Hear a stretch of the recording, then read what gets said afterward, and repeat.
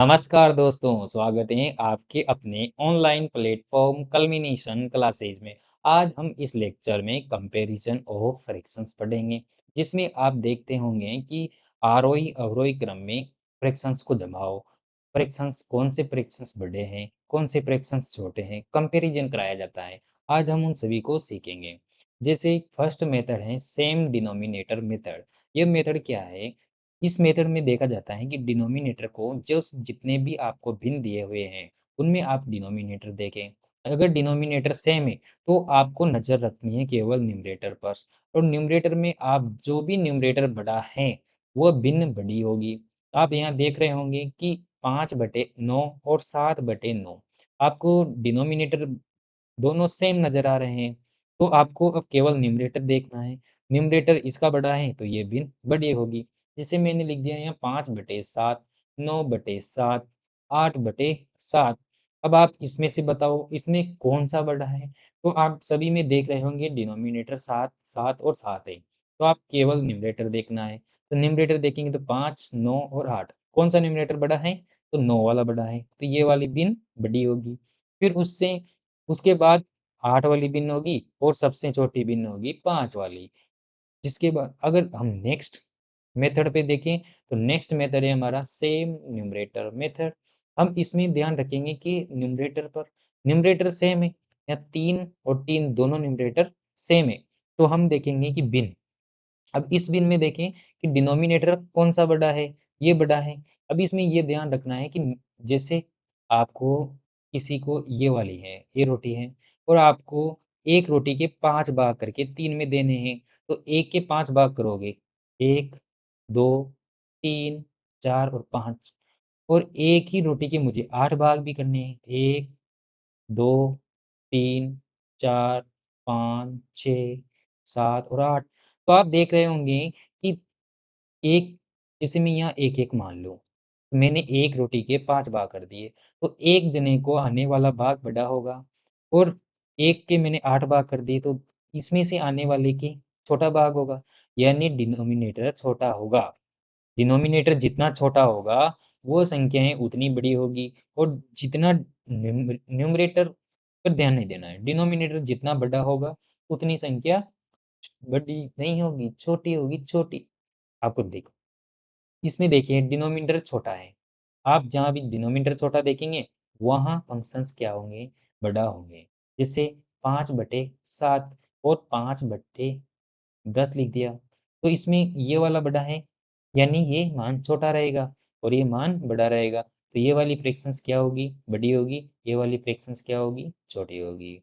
Next देखते हैं, next method है हमारा क्रॉस मल्टिप्लिकेशन मेथड, यानी ये मोस्ट इम्पोर्टेंट है। कैसे? जैसे डिफरेंस फ्रैक्शंस के लिए सबसे पावरफुल मेथड है। जैसे आप अगर देख रहे होंगे 5/7 वर्सेस में कर दूँ 3/9, तो इसमें क्या होगा? आप इस वाले का मल्टीप्लाई करा दीजिए इस वाले से। किस? 9 पंचे 45 और 7 का 3 से मल्टीप्लाई करा दीजिए 21 और आपको ध्यान रखना होगा, इसका इससे मल्टीप्लाई कराएँ तो इस तरफ लिखें और इसका इससे मल्टीप्लाई कराएँ तो इस तरफ लिखें। अब आप इसमें देख रहे होंगे कि 45 बड़े हैं और 21 छोटे हैं, तो 45 बड़ा है, यानी ये वाली फ्रैक्शंस बड़ी हैं और ये फ्रैक्शंस छोटी हैं। आप यहाँ भी देख रहे होंगे, इसमें देखें कि 4 और 9 को मल्टीप्लाई कराया 36 और 7 और 5 को मल्टीप्लाई कराया तो 35। इसमें कौन-सा बड़ा? 36। ये वाली फ्रैक्शंस हो गई बड़ी। इसी प्रकार अन्य उदाहरण देख सकते हैं, जैसे 3/8 लिख दिया और 5/9 लिख दिया। इसमें कौन-सी बड़ी होगी? तो देखते हैं गुणा करा के। 9 तिया 27, 27 हो गए। 8 का 5 से तो 40, तो कौन-सी बड़ी? यानी ये 40 ये बड़ा, तो ये वाली फ्रैक्शंस बड़ी। यही है क्रॉस मल्टिप्लिकेशन मेथड। अब नेक्स्ट मेथड पे चलते हैं, तो वह है एलसीएम मेथड। हम इसे 2 मेथड से कर सकते हैं। कितने मेथड से कर सकते हैं? 2 मेथड से कर सकते हैं। तो पहले हमारा है डिनोमिनेटर अलग हो। आप देख रहे हैं डिनोमिनेटर अलग है, या तो एलसीएम लेकर सेम बना दो। तो देखिए, अगर मैं यहाँ डायरेक्ट ही देखना चाहूँ, बिना एलसीएम लिए, तो कैसे? मेरे पास 2/3 है और 5/6 है। 2/3 है, 5/6 है। अगर मैं फर्स्ट वाला मेथड देखूँ, तो मैं अगर इस 3 को भी मैं 6 बना दूँ, तो हमारे डिनोमिनेटर बराबर हो जाएँगे और डिनोमिनेटर अगर बराबर हो गए, तो हमें न्यूमरेटर देखकर पता लगा सकते हैं कि कौन-से भिन्न बड़ी हैं। अच्छा, तो हम क्या करेंगे, जैसे मैं 2/3 को अगर ऊपर-नीचे 2 से मल्टीप्लाई करा दूँ, यानी मैंने 1 से मल्टीप्लाई कराया, 2 को 2 से काट देंगे तो 1, 1 का किसी से भी गुणा कराओ वही संख्या रहती है, तो इससे कोई फ़र्क नहीं पड़ेगा। तो ये हमारी आगे बनकर क्या हो गई, 4/6 हो गई और इसकी तुलना करानी है हमें 5/6 से। अब यहाँ भी 6 है हमारे पास और यहाँ भी 6 है, यानी डिनोमिनेटर बराबर, तो हम न्यूमरेटर पे ध्यान देंगे और जो भी न्यूमरेटर बड़ा, वो हमारी फ्रैक्शन बड़ी। तो यहाँ 4 बड़ा है या 5? तो ऑब्वियसली 5 बड़ा है। तो ये संख्या यानी ये वाली फ्रैक्शंस बड़ी होगी। अब एलसीएम के माध्यम से समझ लीजिए, तो आप इन दोनों का एलसीएम ले लीजिए, डिनोमिनेटर डिनोमिनेटर का, तो एलसीएम आ गया 6। अब क्या करेंगे आप? 6 आ गई, एलसीएम आ गया 6, तो आप इसे मल्टीप्लाई करा दीजिए। जैसे मैंने 2/3 से इंटू कराया 6 को और 5/6 से भी मल्टीप्लाई कराया किसको? 6 को। तो मैं इसको काटूँगा 3 से 6 को काटूँगा 2 बार, तो ये कितना है? 4 और 6 को 6 से काटूँगा तो आए 5। अब इनमें कौन-सी बड़ी? 5 बड़ा, तो ये वाली फ्रैक्शन बड़ी यानी 5/6 बड़े। इसी प्रकार हम अगली वाली भी देख सकते हैं। और ऐसे ही उदाहरण आगे देख सकते हैं। तो हम नेक्स्ट मेथड पे चलते हैं। नेक्स्ट मेथड है हमारा डेसिमल मेथड। डेसिमल मेथड में आपको क्या ध्यान रखना है? आपको जो कुछ ऐसे सर्टेन चीज़ें ध्यान रखनी होती हैं, जिसे आप अगर ध्यान रखें तो 1/2 जिसका मान होता है 0.5 या 0.50 हम बोल देते हैं या 0.5। उसके बाद 1/3 का याद रखना है 0.33। उसके बाद 1/4 का मान याद रखना है 0.25। उसके बाद आपको ध्यान रखना है ये वाला 1/5 यानी 0.20। इसी प्रकार आप 16 वाला 1/6 वाले रख सकते हैं 16.66 होता है। ऐसे ही आप अगर इन चीज़ों को ध्यान रखेंगे तो आप कुछ चीज़ें आप आसानी से कर सकते हैं। जैसे डेसिमल मेथड में क्या है 3/4 और 2/3 का कंपैरिज़न करा रखा है 3/4 और 2/3 का कंपैरिज़न करा रखा है। आपको पता है कि 1/4 कितना होगा? 0.25।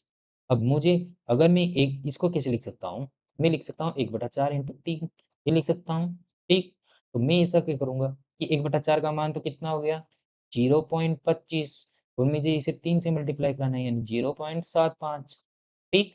0.75 हो गया। अब सेकंड इसको देखते हैं 2/3 यानी मैं इसको क्या लिख सकता हूँ? इसको 2 इंटू 1/3 लिख सकता हूँ, यानी 2 इंटू 1/3 इसका मान है 0.33। तो अब इसे कैसे लिख सकते हैं? 0.66 लिख सकते हैं, मल्टीप्लाई कराओगे तो देख सकते हैं। अभी 0.66 है और ये 0.75 है, तो 0.66 बड़ा, फिर 0.75 ऑब्वियसली 0.75 बड़ा, यानी ये वाली फ्रैक्शन बड़ी। आपको पता चल गया डेसिमल मेथड, ये बिल्कुल सिंपल है, पर इन चीज़ों का आपका ध्यान रखना है। इसी के साथ थोड़ी और अन्य आती हैं, 1/7 आती है, 1/8 आती है, इन सब चीज़ों को ध्यान में रखना है। हम नेक्स्ट मेथड्स पे चलते हैं, वो है बेंचमार्क मेथड। बेंचमार्क मेथड ये सबसे ज़्यादा इम्पोर्टेंट, इनको बहुत कम यूज़ लिया जाता है, इसलिए आपको पता नहीं है। ये इम्पोर्टेंट मेथड है, जैसे अगर आपको कोई भी संख्या 1 या 1/2 के पास दिख रहे हो, जैसे मैंने एग्ज़ाम्पल ले रखा है 7/8 और 9/10 का। अब इसको ध्यान से सुनें क्योंकि ये बहुत ही थोड़ा समझ में कम आता है, पर अगर ध्यान से सुनेंगे तो आपको अगर एक बार समझ में आ गया, तो आप इसे आसानी से अप्लाई कर सकते हैं और जल्दी सवाल कैलकुलेट कर सकते हैं। जैसे जैसे मैं अगर इस 7 में +1 ऐड कर दूँ +1 ऐड कर दूँ, तो ये 8/8 हो जाएगा और ये 1 के पास है। कब? जब मैं इसमें +1 ऐड कर रहा हूँ। अगर मैं इसमें भी +1 ऐड कर दूँ, तो ये 10/10 हो जाएगा। तो ये भी किसके पास है? 1 के पास है। यानी ये भी 1 के पास है, 1 के पास है। इसमें भी न्यूमरेटर में 1 ऐड करना है, इसमें भी न्यूमरेटर में 1 ऐड करना है।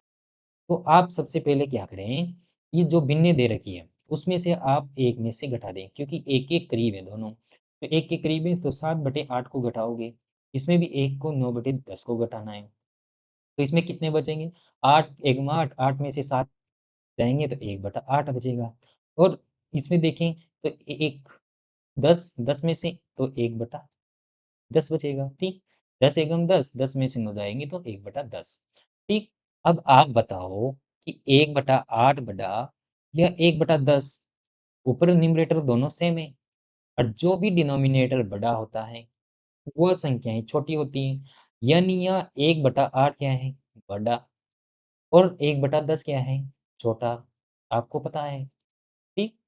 अब सबसे ज़्यादा इम्पोर्टेंट बात यह है कि 1 के पास थी ये संख्याएँ, ये इसका 7/8 का 7/8 का अगर मैं इस 7/8 में इस वाली बड़ी चीज़ को 1/8 को जोड़ूँ, तो वो 1 बनेगा। यानी मैं अगर 7/8 में फिर 1/8 जोड़ूँ, तो ये क्या बनेगा? ये बनेगा 1, ठीक। उसी प्रकार अगर मैं 9/10 में 1/10 जोड़ूँ, तो ये क्या बनेगा? 1, दोनों 1 बन रहे हैं, ठीक। ये 9/10, 7/8, ठीक। ये 1 बटा ये छोटा है, ठीक। और ये क्या है? बड़ा है। ठीक, यस ठीक। यहाँ तक सबको पता चल गया। तो मुझे ये वाली संख्या क्या होगी? ये संख्या बड़ी होगी, नहीं होगी? ये संख्या छोटी होगी, नहीं होगी? आपको दिमाग लगाना है, क्योंकि अगर मैं बड़ी संख्या में छोटी संख्या जोड़ूँ तो 1 बनेगा। अगर मैं बड़ी संख्या में छोटी वाली संख्या जोड़ूँ, तभी तो 1 बनेगा।